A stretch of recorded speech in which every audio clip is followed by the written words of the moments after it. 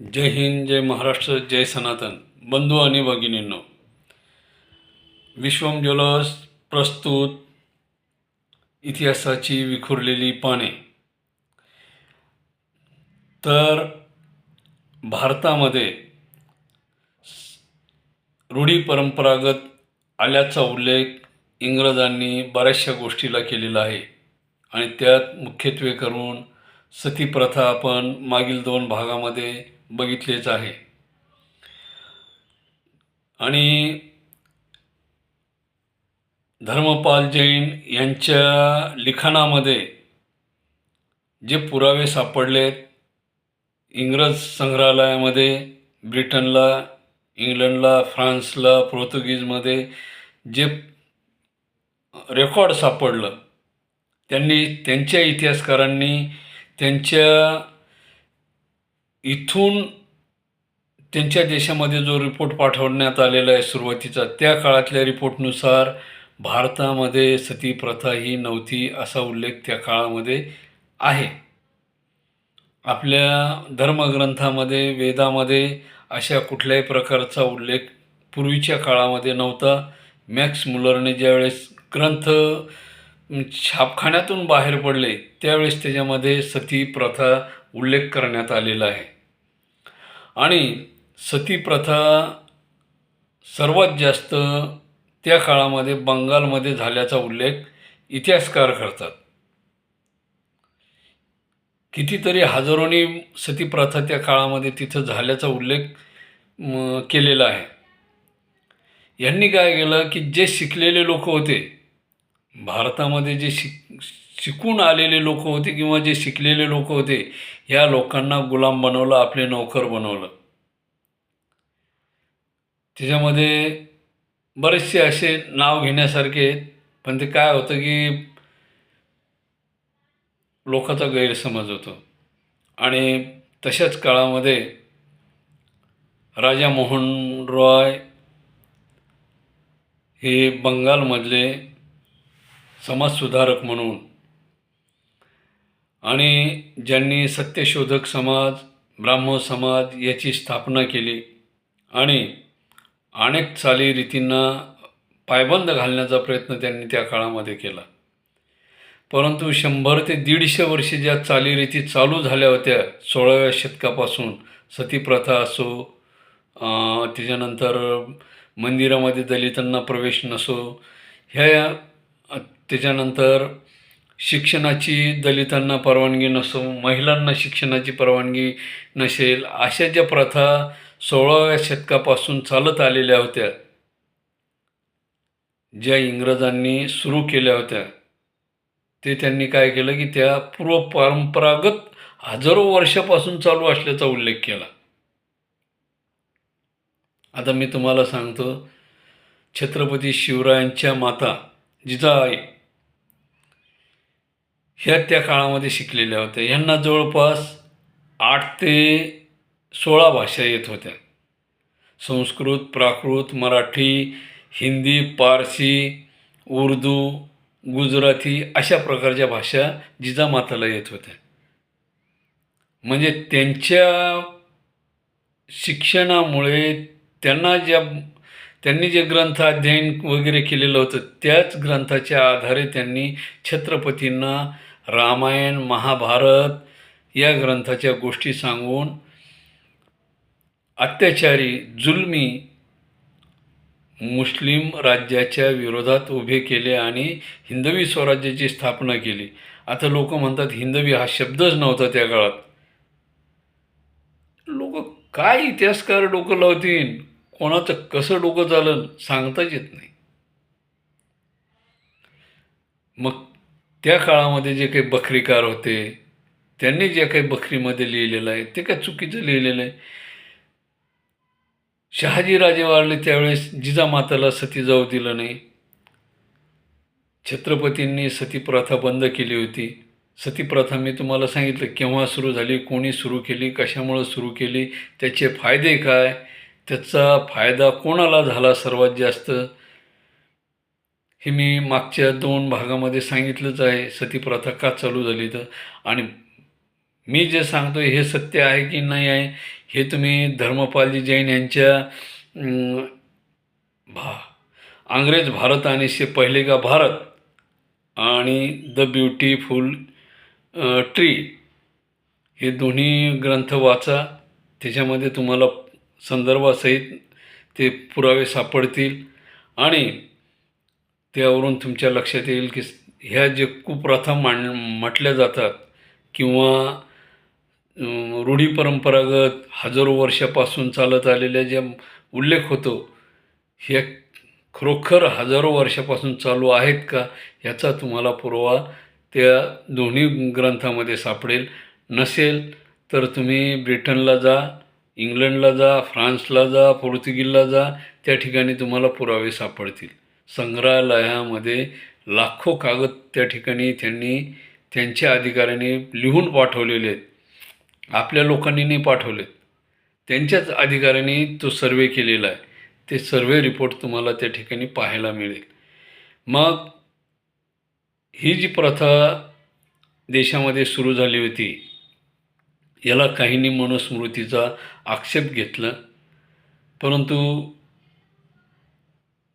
त्या काळामध्ये यांच्या फायद्यासाठी यांनी जे काही बदल केले आपल्या धर्मग्रंथामध्ये, आपल्या देशातल्या रूढी परंपरामध्ये, आपल्या शिक्षण पद्धतीमध्ये, मी तुम्हाला सांगितलं मॅकोले नावाचा जो अधिकारी होता, ब्रिटिश अधिकारी, त्यांनी शिक्षण पद्धती त्यांच्या पद्धतीने सुरू केली. आपली शिक्षण पद्धती त्यांनी तिचा ऱ्हास करून टाकला आणि ज्या ठिकाणी महिला, दलित, चातुर्य वर्णाला शिक्षण पद्धती दिल्या जायची ती शिक्षण पद्धती यांनी नष्ट करून टाकली. आणि तो काळ यांनी मध्यमयुगीन काळ असं म्हणता येईल त्याला, कारण 15व्या शतकापर्यंत अकबराचं शासन होतं मध्ययुगीन काळात. नंतर ह्या लाल माकडाचं शासन आलं आणि यांनी त्याचा दुरुपयोग या ठिकाणी केला. आणि राजा राममोहन रॉय हे ब्राह्मण होते. त्यांना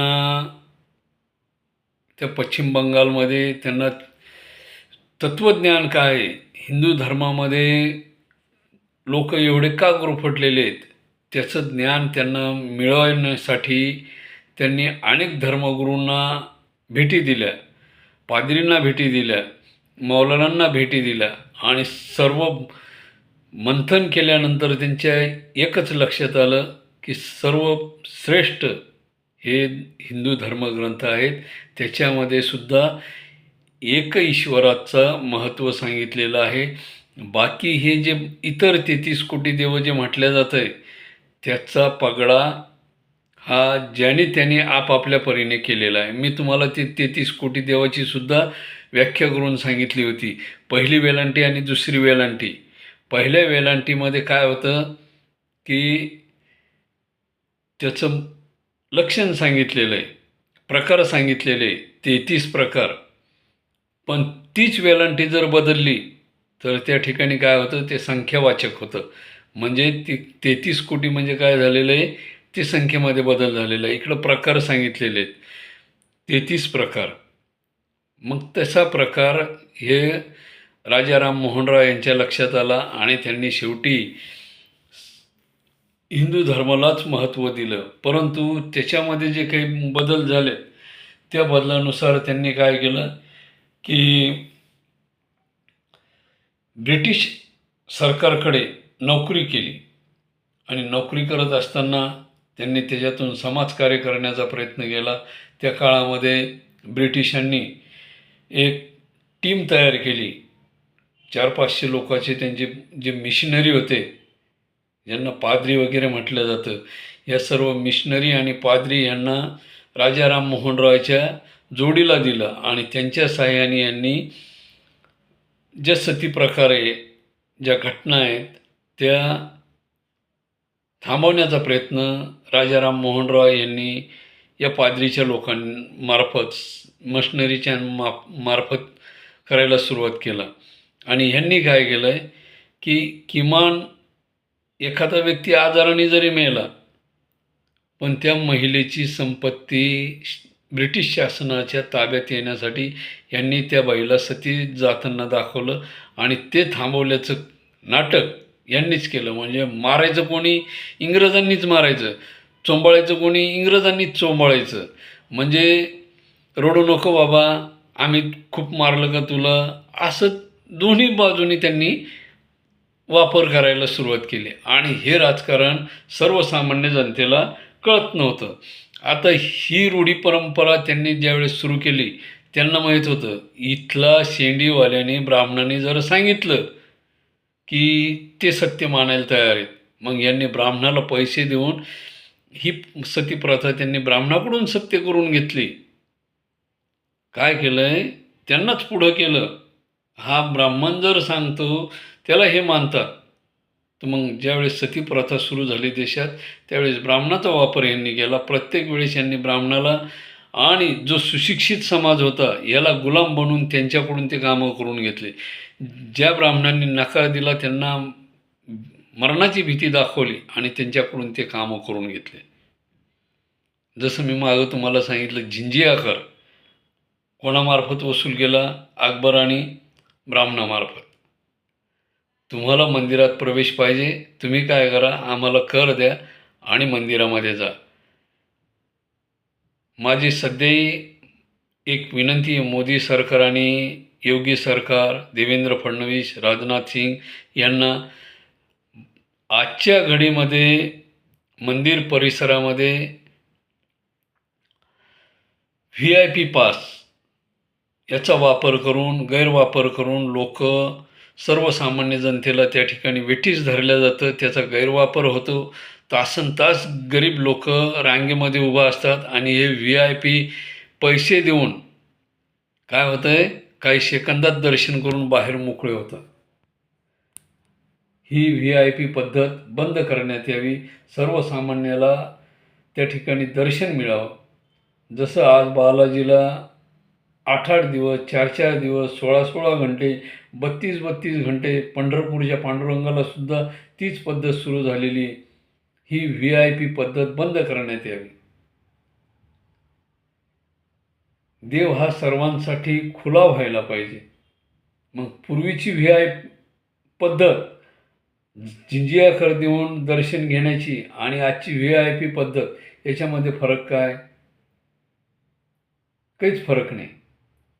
हे देवाचे दर्शन मोफत व्हायला पाहिजे, खुलं व्हायला पाहिजे.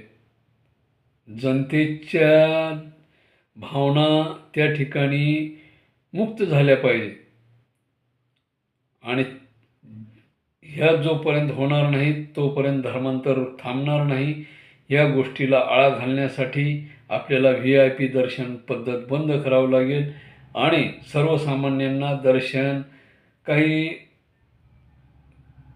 एका मंदिराला 4-4 दरवाजे करा ना, 2-2 रांगा लावा. 2 रांगा आत जाण्यासाठी, एक महिलाची एक पुरुषाची, दुसऱ्या दरवाज्यातून महिला पुरुष बाहेर.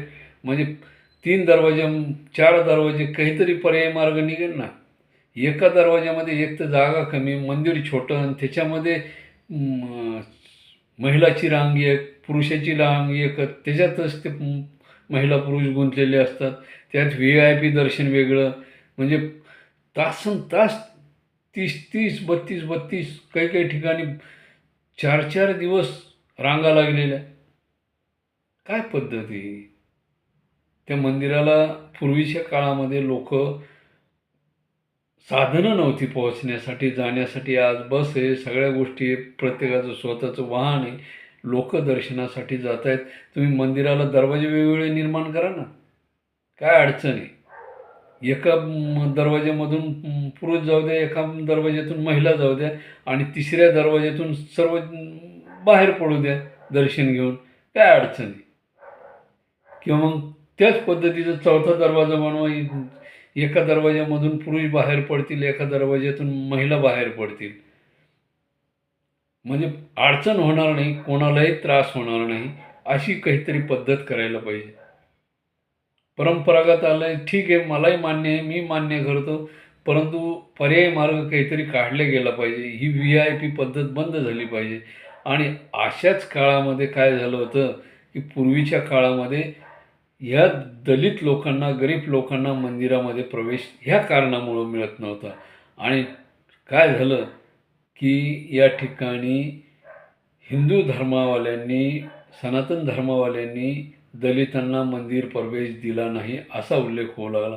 हळूहळू ती प्रथा होऊन गेली आणि नाव धर्माचं जातं. विषय काय असतो, मग तुम्हाला तुमच्या धर्मामध्ये जर प्रवेश नाही मंदिरामध्ये, तुम्ही आमच्या चर्चमध्ये या, आमच्या मस्जिदमध्ये या, आम्ही तुम्हाला प्रवेश देऊ. त्यासाठी तुम्हाला काय करावं लागेल? धर्मांतरण करावं लागेल. ही साधी सोपी गोष्ट आहे. तुम्ही पर्याय मार्ग शोधा. जोपर्यंत पर्याय मार्ग शोधणार नाहीत तोपर्यंत या गोष्टी सुकर होणार नाहीत, सोप्या होणार नाहीत आणि धर्मांतरणसुद्धा चालूच राहणार आहे. त्यासाठी हे पर्याय मार्ग शोधा. एकाच दरवाजामधून जायचं, एकाच दरवाजामधून आतमध्ये जायचं आणि एकाच दरवाज्यातून बाहेर यायचं. मग 4-4 दिवस, 5-5 दिवस तुमच्या रांगा लागणार की नाही? त्या मंदिराला तुम्ही दरवाजे बनवा ना, काही अडचण नाही. आणि जोपर्यंत तुम्ही हे करणार नाही तोपर्यंत समाज सुधारणार नाही. आणि जोपर्यंत हे जातीपातीचं राजकारण संपणार नाही तोपर्यंत समाज सुधारणार नाही. महत्त्वाची गोष्ट, राजकारण जोपर्यंत चालू राहणार आहे तोपर्यंत हा धर्म परिवर्तनाचा मार्ग चालूच राहणार आहे. ज्या दिवशी राजकारणाचा भाग, जातीपातीचा भाग संपेल त्या दिवशी खरा हिंदू धर्म सुधारला असे म्हणता येईल.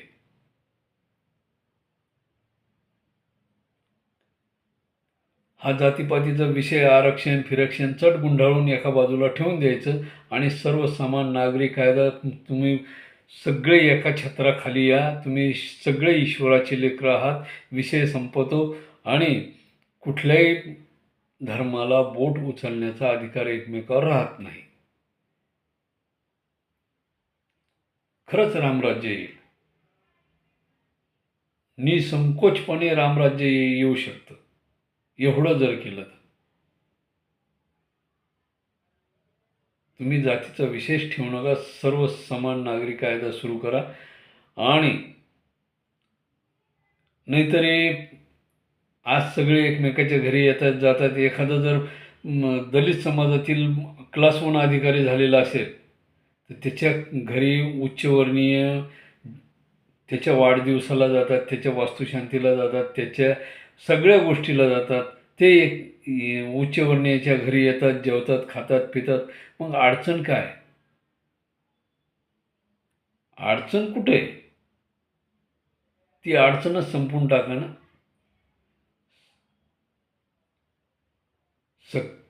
सर्व समाज एकाच रांगेमध्ये बसवा, काहीच अडचण नाही.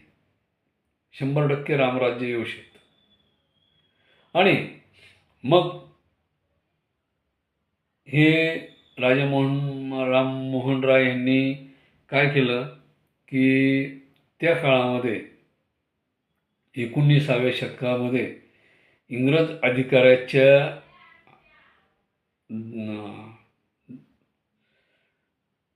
दरबारामध्ये त्यांनी अधिकारी म्हणून काम करायला सुरुवात केलं. तिथं काम करत असताना काही मिशनरी बरोबर घेतले आणि त्यांच्यामार्फत ब्राह्मण समाजाची अनेक शाखा त्यांनी या ठिकाणी सुरू केल्या.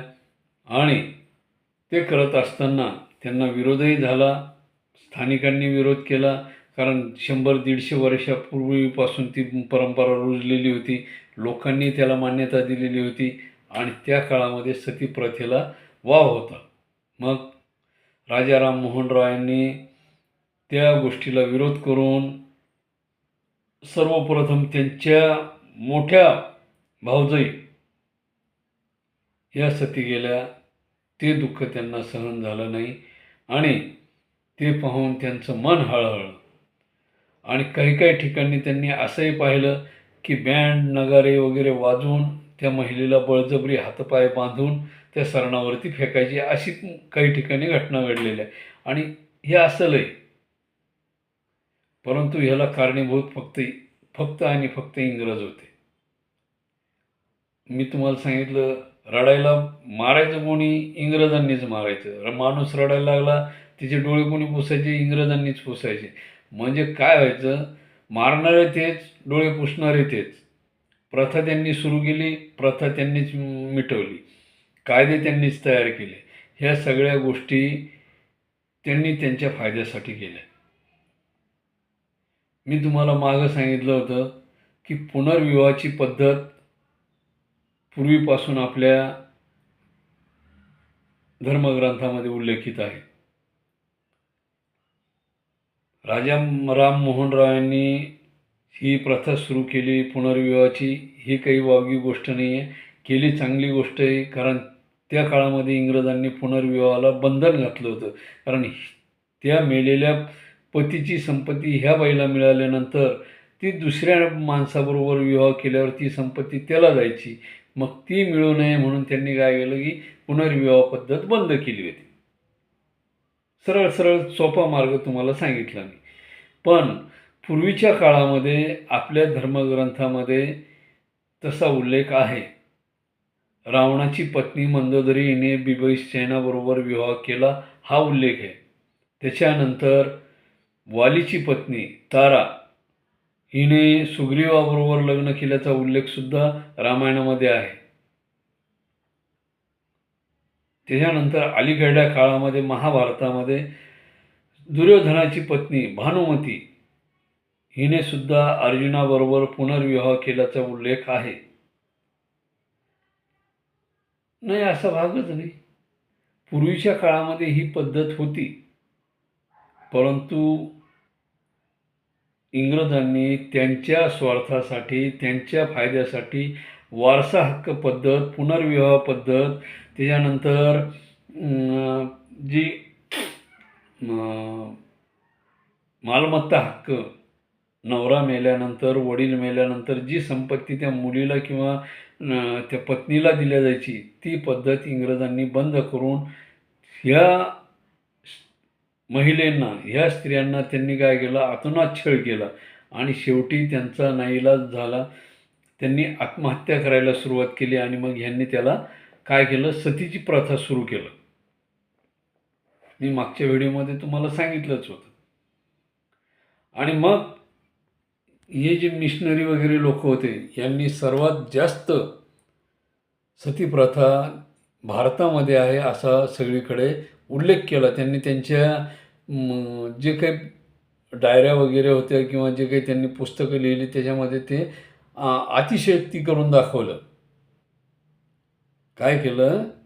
अतिशयोक्ती करून दाखवलं की भारतामध्ये ही प्रथा खूप प्रमाणात आहे. बँड वगैरे लावून, ढोल ताशे वाजवून त्या बाईला सजवून चितेवर फेकून दिल्या जायचं, हातपाय बांधून. असे म्हणजे यांनी त्यांच्या पद्धतीनं त्या ठिकाणी लिहून राजा राममोहन रॉयला ह्या मिशनरी लोकांनी ते रिपोर्ट दिले.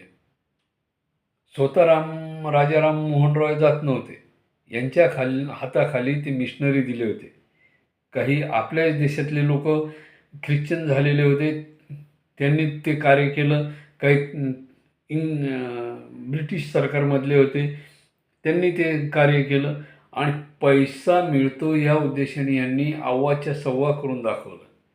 काय, आपले जरी लोक त्या ठिकाणी होते, यांनी काय केलं? अव्वाच्या सव्वा गोष्टी करून दाखवल्या त्या ठिकाणी. मी मागच तुम्हाला सांगितलं आहे, 8 हात लाकूड आणि 10 हात ढिलपी असा प्रकार त्यांनी त्या काळामध्ये करून दाखवलेला आहे. आणि लिहिणारे काही आपले होते, काही त्यांचे होते. आणि तुम्हाला ज्यावेळेस वेळ मिळाला तर तुम्ही ब्रिटनला जा, इंग्लंडला जा, त्या ठिकाणचे त्यांची लायब्ररी, संग्रहालय वगैरे जे आहे त्या ठिकाणी हजारो लाखो रिपोर्ट ठेवलेले, ते वाचा. त्याच्यामधून तुम्हाला ते कळलं की सत्य काय आहे. आणि सत्य जे असतं ते कडू असतं, पचायला जड असतं, जिभेवर ठेवल्यावर ते सहन होत नाही आणि जे पोटात असतं ते बाहेर येतं. बाहेर आलं की ते घाण होतं. घाण झाल्यावर काय होतं? ते पुसावं लागतं. तसा प्रकार या इंग्रजांनी करून ठेवलेला आहे. मी तुम्हाला राजा राममोहन रॉय यांचं जे कार्य आहे ते पुढील भागामध्ये नक्कीच सांगेल. मी आता थोडक्यामध्ये त्यांचा परिचय करून दिलेलाच आहे, परंतु पुढल्या भागामध्ये ते कुठं जन्मले, त्यांच्या आईचं नाव काय, वडिलाचं नाव काय, त्यांनी कसं कार्य केलं, इंग्रजाबरोबर कसे गेले, त्याची कारणं काय, ते सगळं मी तुम्हाला पुढील भागात सांगेल. धन्यवाद. जय